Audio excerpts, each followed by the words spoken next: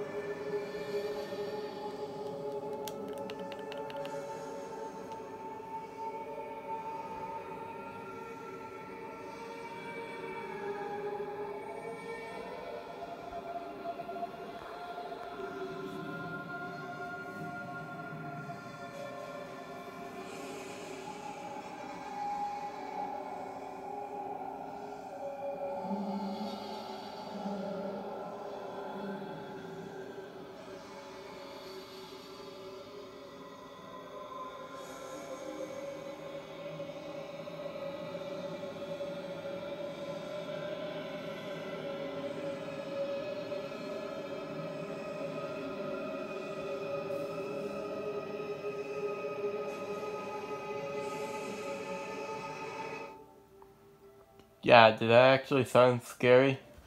Like, I cannot, go to the menu. It's stuck like that because I got caught. And yeah. So, yeah. Like, if I was, the creator and I did that, I would add, a secret when, you wait, 5 minutes or something, and, your game will automatically crash, in FNAF with Golden Freddy. Because that would actually make the game really scary. You can't, leave, so you're stuck just hearing the creepy noise.